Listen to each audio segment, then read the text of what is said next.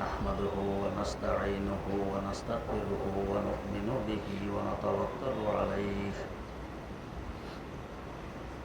ونعوذ بالله من شرور أنفسنا ومن سيئات أعمالنا من يهده الله فلا مضل له ومن يضلله فلا هادي له ونشهد أن لا إله إلا الله وحده لا شريك له ونشهد أن سيدنا ونبينا ومولانا محمدا عبده ورسوله أرسله بالحق بشيرا ونذيرا وداعيا إلى الله بإذنه وسراجا منيرا صلى الله تعالى عليه وعلى آله وأصحابه وسلم تسليما كثيرا كثيرا أما بعد فأعوذ بالله من الشيطان الرجيم بسم الله الرحمن الرحيم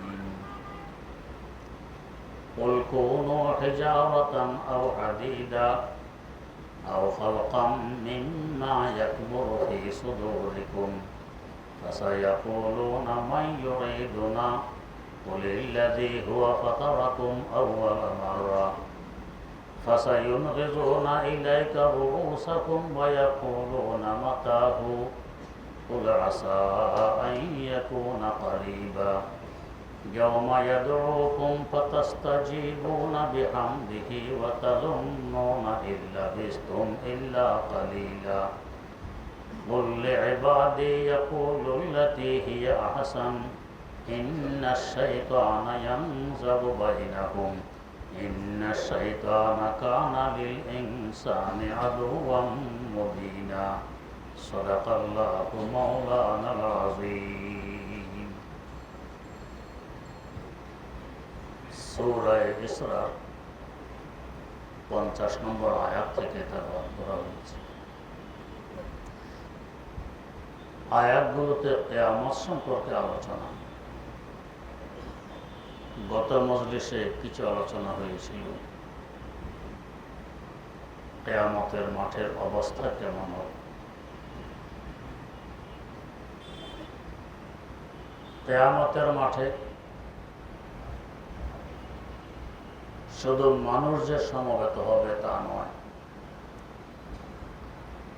মানুষ, জিন, হায়ওয়ান, জানোয়ার, যত জীবজন্তু আছে সব সমবেত হবে। জায়গা হবে কিভাবে? এখন তো আমাদের কারোর আগমন ঘটে, কারো প্রস্থান ঘটে, চলাফেরার জায়গা হয়। তখন সকল মানুষ একত্রিত থাকবে, এর পাশাপাশি হায়ওয়ান, জানোয়ার, জীবজন্তু যত আছে সব সেখানে সমবেত থাকবে। জায়গাটা হওয়ার কথা নয়। আল্লাহ রাব্বুল আলামিন তখন এই জমিনকে ফেরেশতাদের মাধ্যমে চতুর্দিক থেকে টেনে কোটি কোটি গুণ বড় বানিয়ে ফেলবে। জমিন তো মাটির টান দিলে ভেঙে যায়, লম্বা তো হয় না। লম্বা হওয়া তো প্লাস্টিকের স্বভাব, প্লাস্টিকের বৈশিষ্ট্য। যে আল্লাহ প্লাস্টিকের মধ্যে লম্বা হওয়ার বৈশিষ্ট্য দিতে পারেন, এ আল্লাহ মাটির মধ্যেও ভাঙ্গা ছাড়া লম্বা হওয়ার বৈশিষ্ট্য দিতে পারেন। এটা সহজ কথা। এই জমিনের মধ্যেই প্রতিষ্ঠিত হবে হাসর। সকল জীব জানোয়ার যে যার উপরে জুলুম করেছিল তাকে দুর্বল বানাইয়ে, মজলুমকে সবল বানাইয়ে আল্লাহ পাক প্রতিশোধ নেওয়ার অনুমতি দিয়ে দিবেন। দুনিয়াতে যে যে পরিমাণ জুলুম করেছিল ওই পরিমাণ প্রতিশোধ সেখানে পেয়ে যাবে। এরপর আল্লাহ পাক বলবেন কুনু তুরাবা, সবাই মাটি হয়ে যাবে। বলা মাত্র মানুষ আর জিন ব্যতীত সবাই মাটি হয়ে যাবে, থাকবে শুধু মানুষ আর জিন। আল্লাহ রাব্বুল আলামিন থাকবেন খুব রাগান্বিত। এভাবে 50,000 বছর কেটে যাবে, বিচার আসন গ্রহণ করবেন। বিচারালয় হবে বর্তমান যে ময়দানকে আরাফার ময়দান বলা হয়, এই ময়দান হবে বিচারালয়। এখন তো আরাফার ময়দানের আয়তন 12 বর্গ মাইল। তখন জমিন যেই হারে বড় হবে, আরাফার ময়দানও ওই হারে বড় হয়ে যাবে।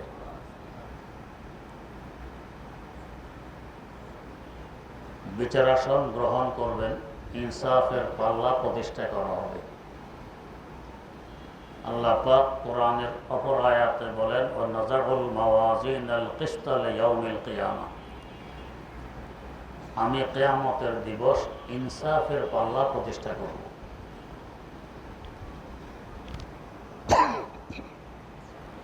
পাল্লা তো ইনসাফের, কি মাপ দিবেন? ওয়া আন্না আমালা বানি আদম ওয়া কওলাহুম ইউজান, আদম সম্প্রদায়ের আমল সমূহ এবং কথাগুলো মাপ দেওয়া হবে। আমলের দেহনে বাতাসে উড়ে যায়, কথার দেহনে বাতাসে উড়ে যায়, মাপ দিবে কিভাবে? এর এক উত্তর তো হলো, সেখানে আল্লাহ পাক প্রত্যেকটি কথা এবং আমলকে দেহ দিয়ে দিবেন। যেমন এক ব্যক্তি প্রতিজ্ঞা করেছে একেবারে একাগ্রতার সাথে খুশু খুজু সহকারে 2 রাকাত নামাজ পড়ব। ছিল বুজুর্গ মানুষ। এভাবে 2 রাকাত নামাজ পড়ার পর মোরাকাবায় বসলেন, দেখি আমার নামাজের অবস্থা কি। তো মোরাকাবা অবস্থায় দেখলেন যে নামাজ একটি সুন্দরী যুবতীর আকার আকৃতি ধারণ করেছে, কিন্তু যুবতী অন্ধ, চোখ নেই। ব্যাপার কি? এত সুন্দর আকার আকৃতি ধারণ করলো, চোখ নেই। হযরত নানুতুবী রাহিমাহুল্লাহু তাআলার কাছে ব্যাখ্যা জানতে এসেছি। हजरत तार कथा सुने बोलें, लगता है कि तुमने आंखें बंद करके नमाज पढ़ी थी, मने है तुम्हें चक्षु बंद करे नमाज पढ़ेছো। जी हुजूर एकाग्रतार खातिरे चक्षु बंद करे नमाज पढ़ेছিলাম। तो তিনি বললেন যে নামাজের মধ্যে চক্ষু খোলা রাখা হলো সুন্নত। দাঁড়ানো অবস্থায় সিজদার দিকে তাকিয়ে থাকবে, বসা অবস্থায় কোস্তার দিকে তাকিয়ে থাকবে, সিজদা অবস্থায় নাকের আগার দিকে তাকিয়ে থাকবে, সালামের সময় সিনার দিকে তাকিয়ে থাকবে, ইত্যাদি ইত্যাদি। তুমি চক্ষু বন্ধ করে নামাজ পড়েছো, সুন্নতের উপরে আমল হয়নি, এই জন্য দেখেছো যুবতী অন্ধ। তাই আমার শেখ মুর্শিদ শাইখুল ইসলাম আল্লামা তাকি ওসমানী দামাত বারাকাতুহুম লেখেন, চক্ষু বন্ধ করলে একাগ্রতা বেশি হয়, খোলা রাখলে কম হয়। যদিও বিভিন্ন ফিকহের কিতাবে আছে এই অবস্থায় চক্ষু বন্ধ রাখা বৈধ একাগ্রতার উদ্দেশ্যে। হযরত বলেন, এই একাগ্রতা থেকে সুন্নতের মূল্য অনেক বেশি। তাই একাগ্রতা আসুক আর না আসুক, চোখ খোলাই রাখবে, সর্ব অবস্থায় খোলা রাখবে, বন্ধ রাখবে। খোলা রাখা অবস্থায় একাগ্রতার চেষ্টা করবে, হলে ভালো, না হলেও চোখ খোলা থাকবে, বন্ধ করবেন। এই যে নামাজকে আকৃতি দেয়া হলো একটি সুন্দরী যুবতীর, এভাবে প্রত্যেক আমলার কথাকে আল্লাহ পাক সেখানে দেহ দিয়ে দিবেন, দেহগুলো পাল্লায় তুলে মাপ দেওয়া হবে। এখানে আরেকটি রওয়ায়াত আছে, সেটা হইল মাপ দেওয়া হবে নামায়ে আমাল। আমাদের আমলগুলো সব লিপিবদ্ধ হচ্ছে খাতার মধ্যে, রেজিস্টারে। এটা আমরা দেখি না। এই যে কথা বলতেছেন, রেকর্ড করতেছেন মোবাইলে, আর কত কিছুর মধ্যে, আমরা তো দেখি না, রেকর্ড তো হয়। তা আমাদের সিনার দুই পাশে দুজন ফেরেশতা সব কিছু লিখতেছেন, আমরা দেখি না, লেখা হয়। ওই দপ্তর ও রেজিস্টারটা মাপ দেওয়া হবে। কিন্তু স্বতঃসিদ্ধ কথা, আমলকে দেহ দেওয়ারও প্রয়োজন হবে না, রেজিস্টার মাপ দেওয়ারও দরকার হবে না। আল্লাহ রাব্বুল আলামিন দেহবিহীন আমল, দেহবিহীন কথাই মাপ দিতে সক্ষম।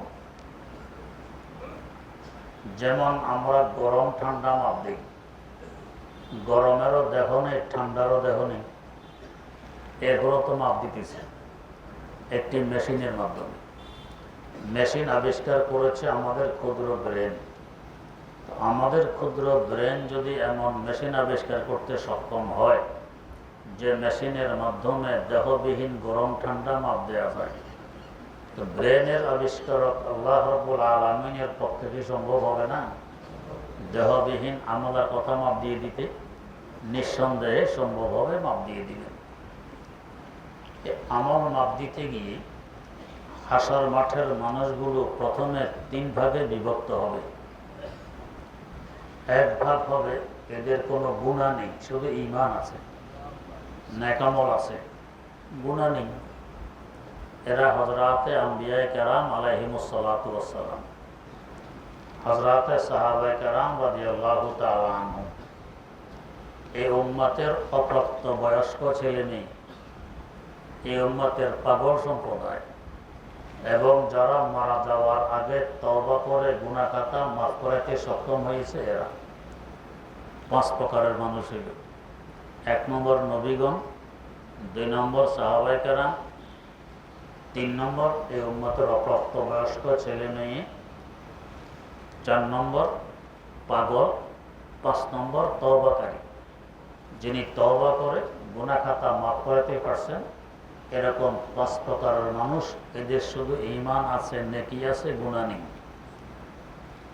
মাপ দেওয়ার প্রয়োজন তো হবে, এই জন্য যে গুনাহ বেশি নাকি নেকি বেশি। এদের গুনাহ তো নেই, সবই নেকি, তো মাপ দেবে আর কি?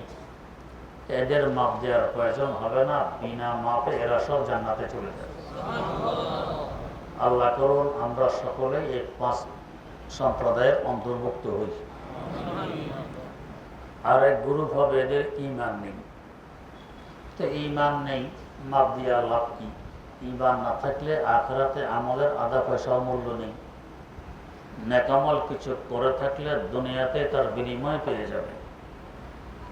এদেরও মাপ দেওয়ার প্রয়োজন নেই, বিনা মাপে জাহান্নামে যাবে।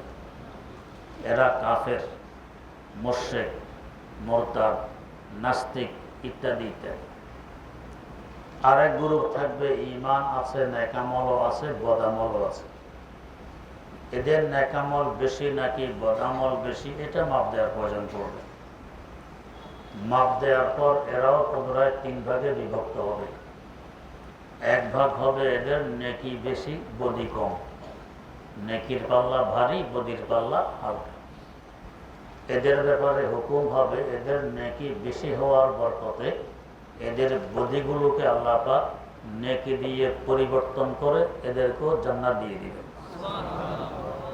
তো নেকি দিয়ে পরিবর্তন করবেন কেন বদিকে? তো কারণ হলো, যদি নেকি বদিগুলো কেটে দেওয়া হয় তা আমল নামা অসুন্দর দেখাবে। পরীক্ষার খাতায় কাটাকুটা থাকলে অসুন্দর, এক্সামিনার নম্বর কম দেয়। তাই আল্লাহ পাক সুন্দর পছন্দ করেন, সুন্দরকে এই জন্য কাটবেন না। তো মিটাই দিলে খাতার একটু জায়গা সাদা, একটু জায়গা লেখা, আবার সাদা আবার লেখা, এটাও তো দৃষ্টিকটু। পরীক্ষার খাতায় যদি কোনো ছাত্র 2 ইঞ্চি লেখে, 3 ইঞ্চি খালি, আধা ইঞ্চি লেখে, 1 ইঞ্চি খালি, তো কেমন দেখা যাবে? তা আল্লাহ পাক মিটাবেন না। তো কাটবেন না, মিটাবেন না, তো কি করবেন? কারণ গুনাহ সহকারে তো জান্নাতে যাওয়া যাবে না। জান্নাত হলো আপন বাড়ি। আপন বাড়িতে রোগ নিয়ে যাওয়া যায় না। হাসপাতালে পূর্ণ চিকিৎসা হওয়ার পর ডাক্তাররা রিলিজ দেয়। তো আল্লাহ রাব্বুল আলামিন পূর্ণ চিকিৎসা ছাড়া তো রিলিজ দিবেন না, বাড়ি যেতে দিবেন না। তো রোগ নিয়ে যাওয়া যাবে না, তো কি করবেন? ওই সব বদিগুলোকে নেকি দিয়ে পরিবর্তন করে সুন্দর আমল নামা সহকারে এদেরকে জান্নাতে পাঠিয়ে দিবেন। কত বড় মেহেরবান আল্লাহ রাব্বুল আলামিন। আরেক সম্প্রদায় এদের বদি বেশি নেকি কম। এদের বদি বেশি হওয়ার কারণে বদি পরিমাণ শাস্তি ভোগ করার জন্য এদেরকে জাহান্নামে পাঠানো হবে। শাস্তি ভোগ শেষ হয়ে গেলে এদেরকে জাহান্নাম থেকে বের করে জান্নাতে পাঠাবে।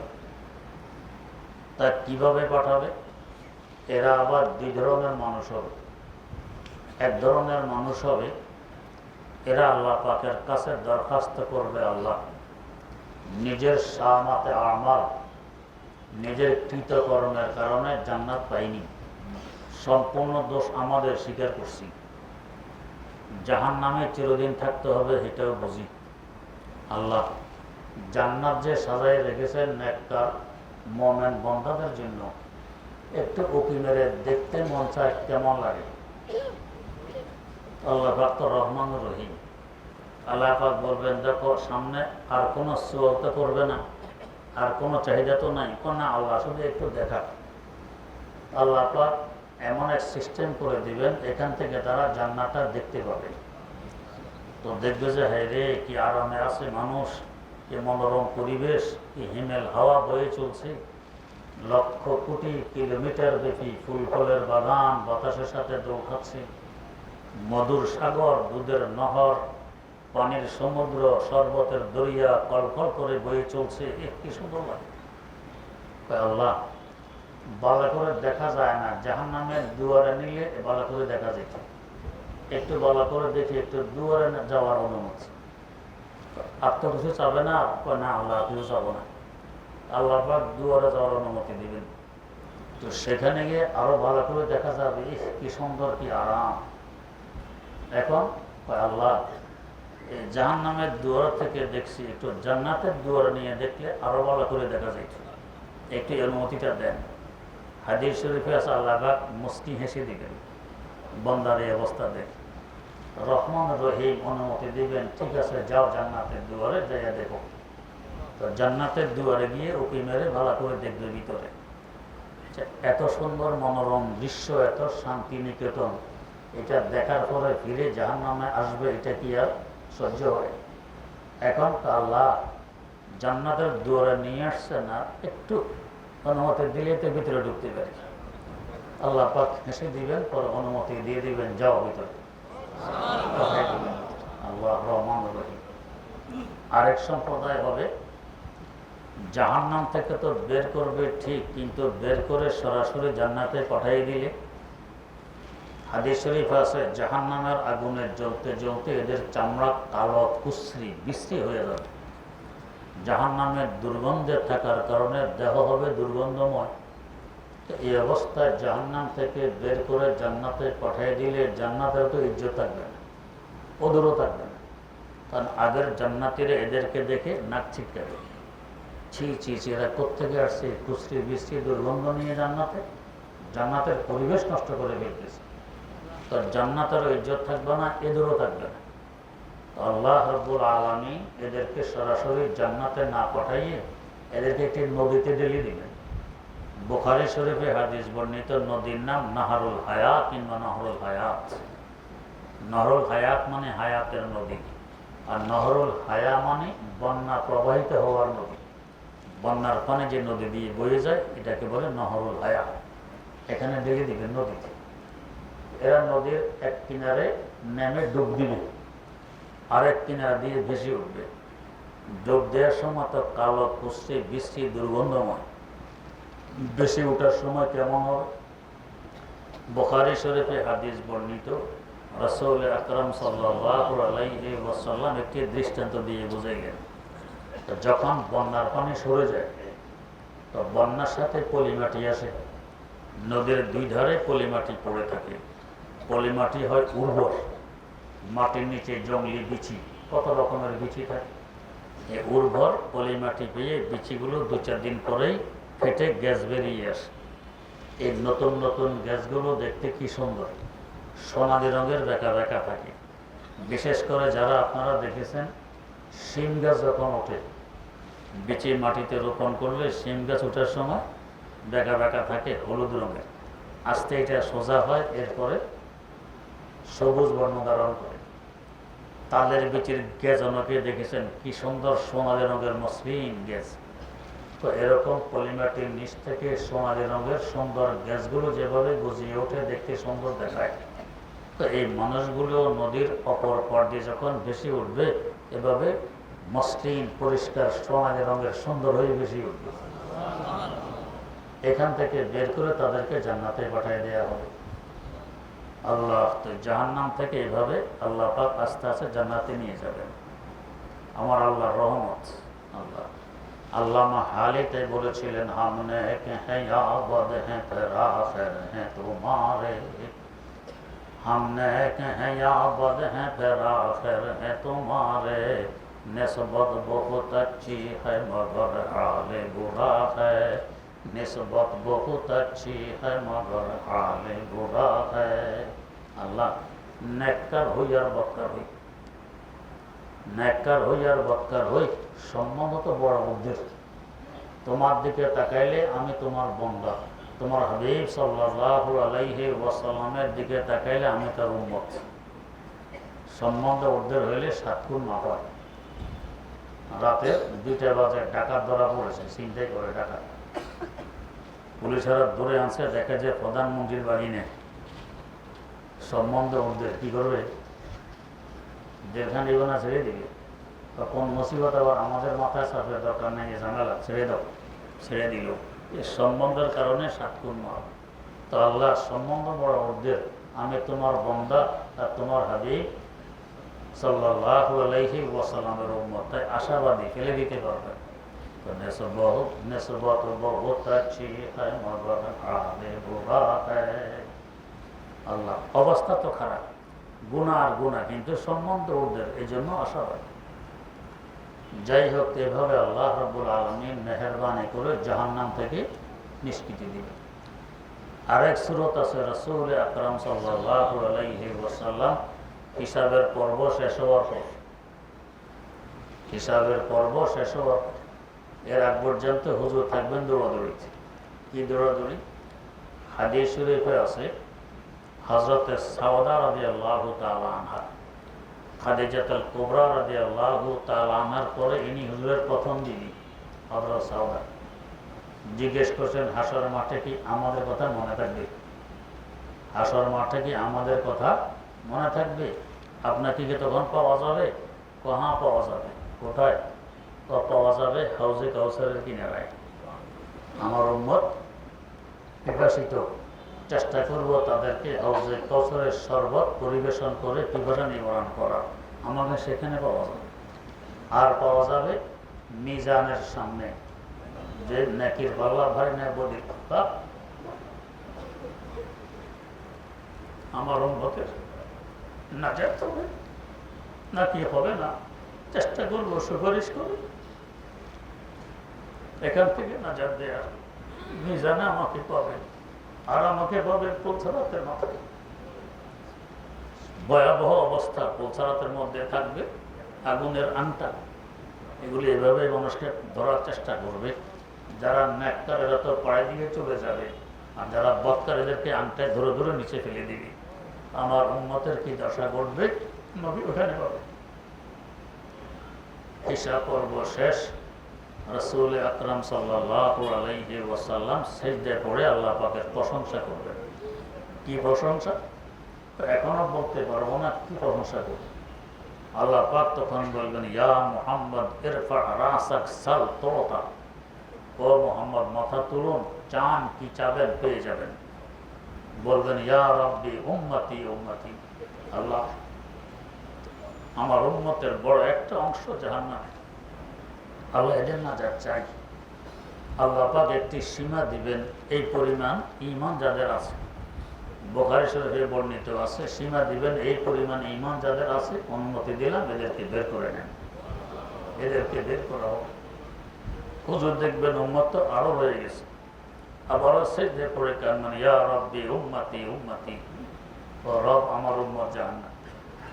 আল্লাহ পাক বলবেন, সাল ইরফা রাসাক সাল তোতা, মাথা তুলুন, চান আমার কাছে, কি চাবেন পেয়ে যাবেন। ইয়া রাব্বি উম্মতি উম্মতি, আমার উম্মত জাহান্নাম। সীমা আর একটু বাড়িয়ে দিবেন, এই পরিমাণ ঈমান যাদের আছে এদেরকে বের করে নেন।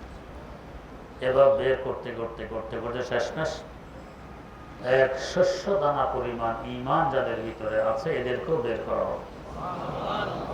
হুজুর এবারে বুঝবেন আমার আর কোনো উম্মত জাহান্নামে নেই। কিন্তু আল্লাহ রাব্বুল আলামিন তো দেখেন আরো কিছু বান্দা আছে এদের ঈমান এর থেকেও আরো কম। এর আল্লাহ পাক তার কুদরতি আঞ্জুল চিল্লু কোষ দিবেন 3 কোষ, জাহান্নাম থেকে 3 চিল্লু দিয়ে বের করে জান্নাতে পাঠায় দিবেন। এরপরে আর কোনো ঈমানদার জাহান্নামে থাকবে না। তো হুজুরকে পাওয়া যাবে এই 3 জায়গায়, হাউজে কাউসারের কিনারায়, মিজানের পাশে এবং পোচারাতের কিনারায়। এখানে হুজুর পরিশ্রম থাকবেন দৌড়াদৌড়ি উম্মতকে কিভাবে নিষ্কৃতি দেওয়া যায়, জাহান্নাম থেকে বাঁচিয়ে জান্নাতি বানানো যায়। পোচারাতের কথায় কথা আসে, আমার এক দাদা ওস্তাদ আল্লামা সালিমুল্লাহ খান রহমতুল্লাহ অনেক বড় অসাধারণ এলেমের মালিক। উনি ওনার এক ওস্তাদের কথা শুনাইলেন, উনিও পাঠান, ওনার ওস্তাদও পাঠান।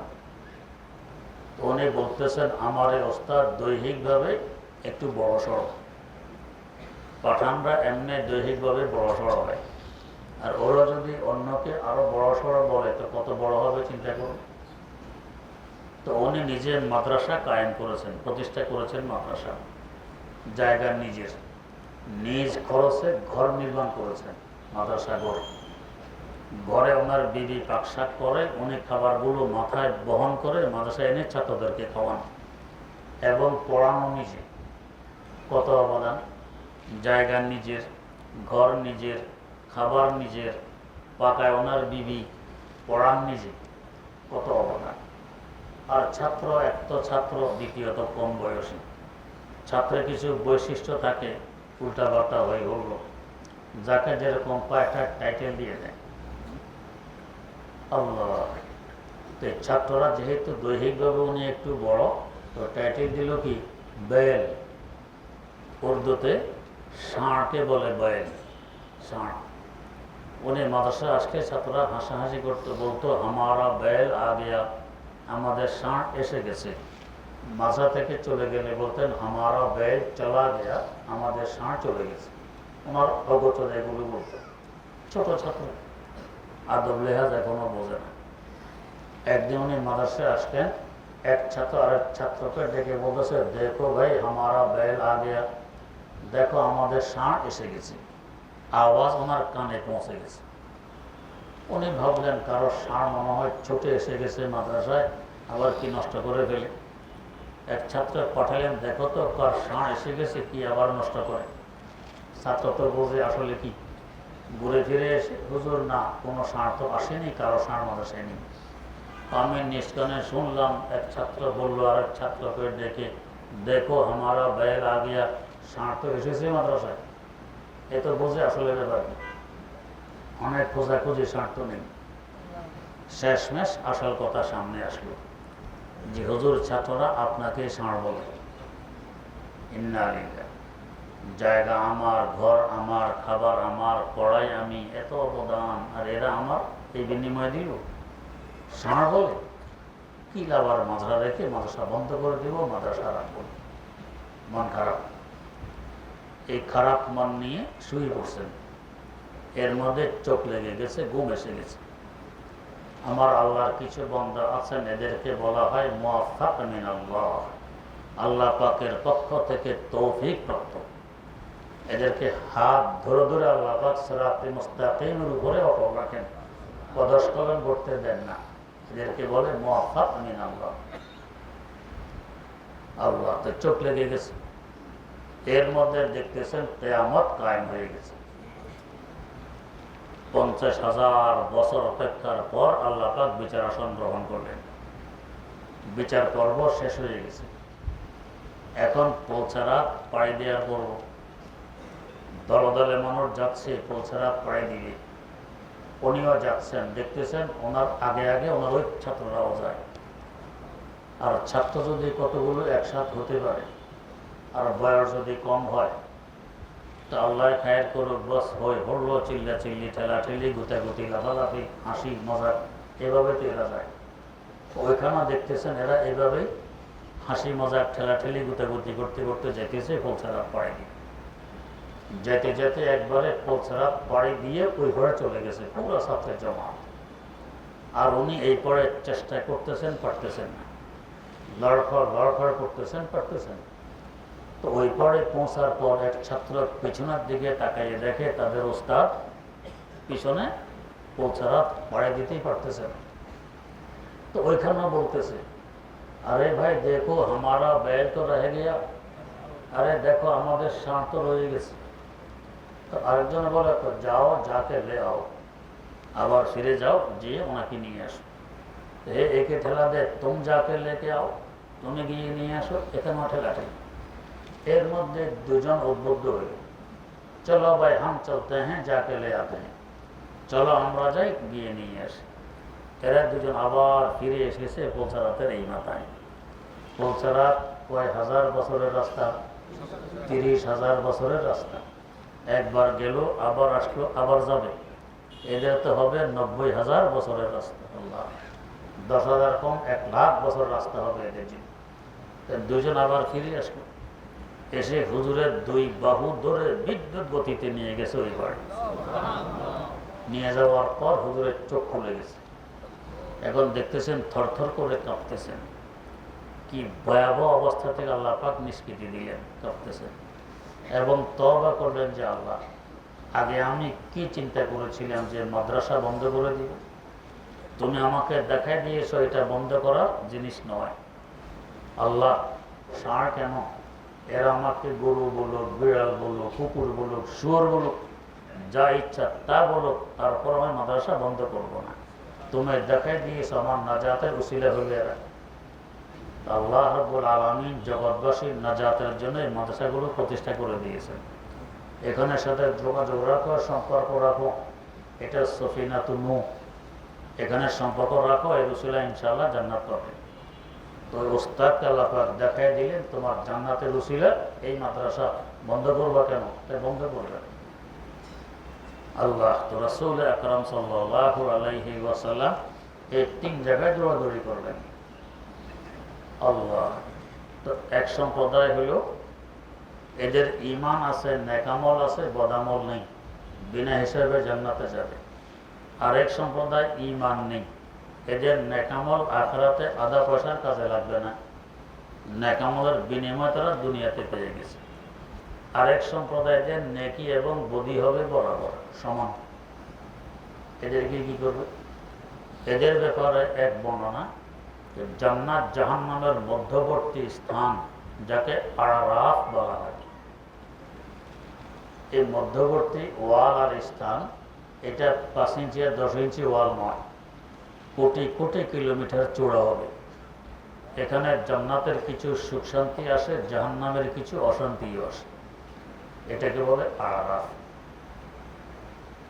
শেখ সাদি রহমতুল্লাহ আলাই গুলিস্তাতে লিখতেছেন, ऐसा तोरा नान जो भी खुश नुमायात, ऐसा तोरा नान जो भी खुश नुमायात, माशूक मनस्त आके बनज़दीक तुज़िश्तास्त, हुरान बेहशती ये दोज़ख बुआ दराफ, आज दोज़ख या पुरसत अराफ बेहश्तास्त, आज दोज़ख यहाँ पुरसके अराफ बेहेश्तास्त।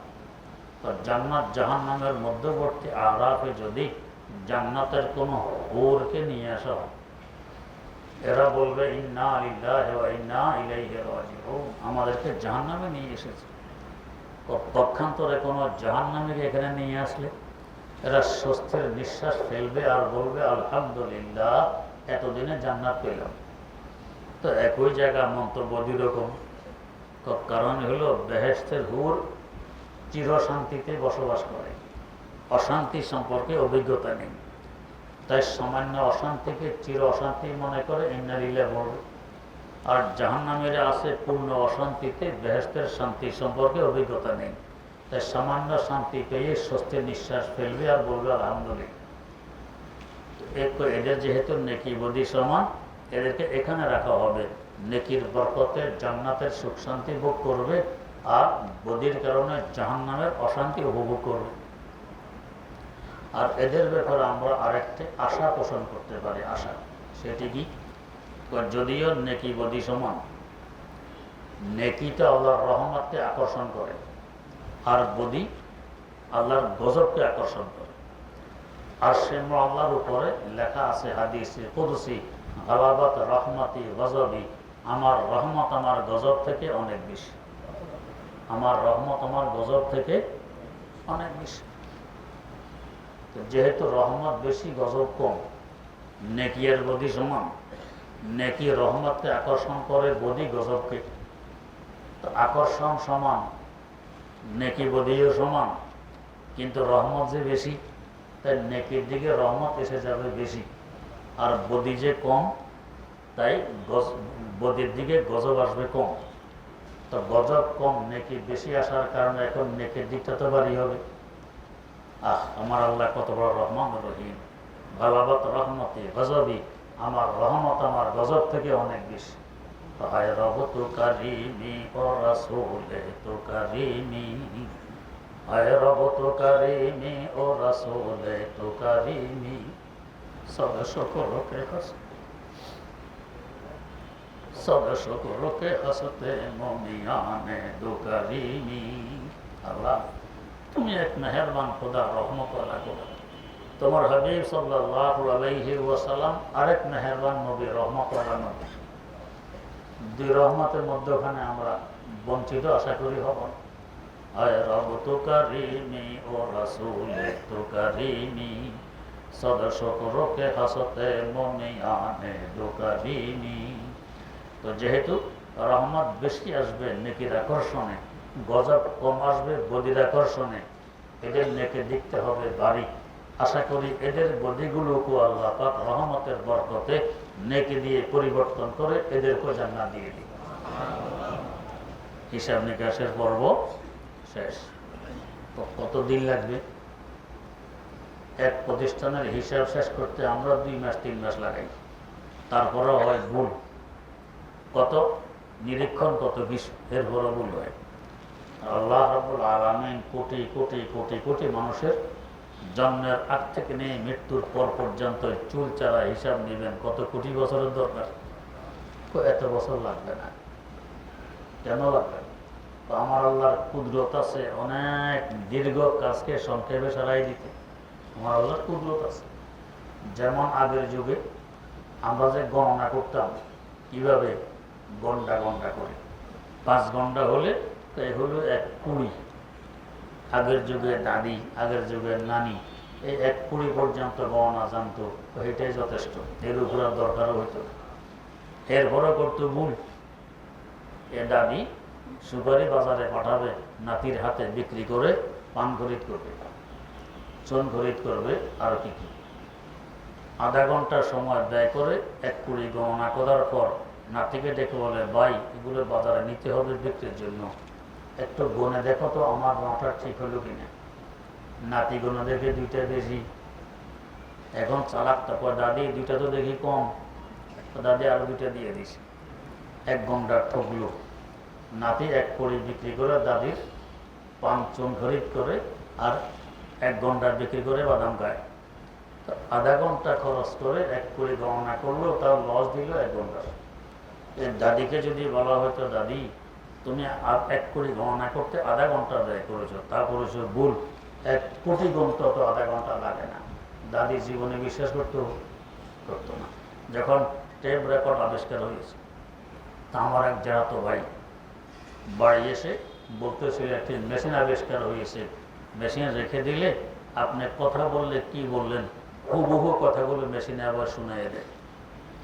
তো ওনারই আব্বা আমাদের জেঠা যে বয়োবৃদ্ধ মানুষ দিলেন এক ধমক, খেলে তো তোমার এই সমস্ত উদ্ভট কথাবার্তা, আমার কথা আবার হুবহু শুনাই দিবে, আর কাজ নাই। আর 2 ধমক, বিশ্বাস করে না। কিন্তু এখন সামনে এসে গেছে সব। আল্লাহ, তো দাদিকে যদি বলা হইতো 1 কোটি গণনা করতে আধা ঘন্টা লাগবে না, দাদির জীবনে বিশ্বাস করতো না।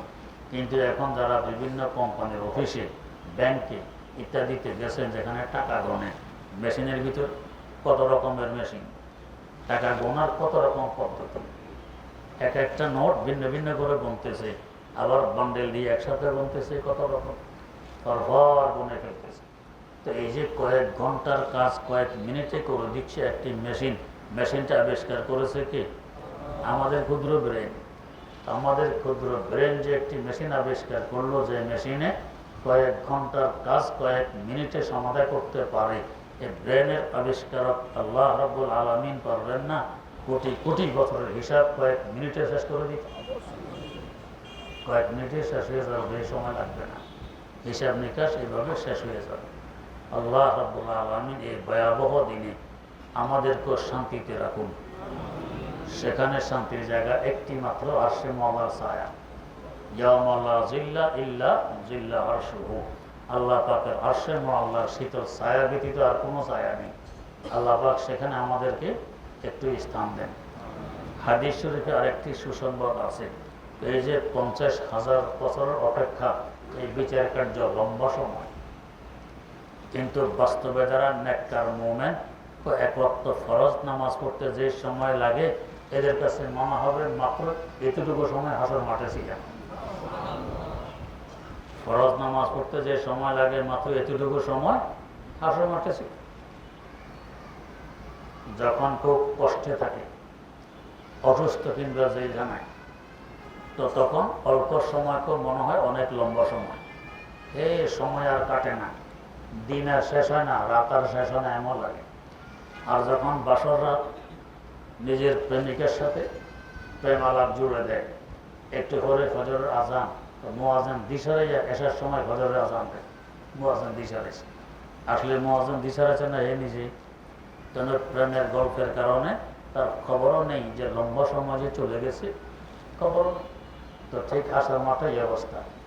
রাশে তারা রোজে মাহশর বাকিয়ামত কারনিস্ত, রাশে তারা রোজে মাহশর বাকিয়ামত কারনিস্ত, কারে আশকে জুস্তা মাশায়ে জামালে ইয়ারনিস্ত, কারে আশকে জুস্তা মাশায়ে জামালে ইয়ারনিস্ত।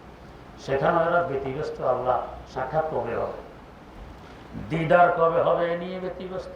তো মনে হবে এক ওয়াক্ত ফরজ নামাজ পড়তে যে সময় লাগে, এই 50,000 বছরের লম্বা সময়, মনে হবে এতটুকু সময় মাত্র অতিবাহিত হয়েছে, এরপরে জান্নাত।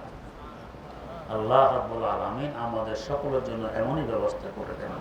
সুবহানাল্লাহি ওয়া বিহামদিহি, সুবহানাকাল্লাহুম্মা ওয়া বিহামদিক, আশহাদু আল্লা ইলাহা ইল্লা আনতা, আস্তাগফিরুকা ওয়া আতুবু ইলাইক।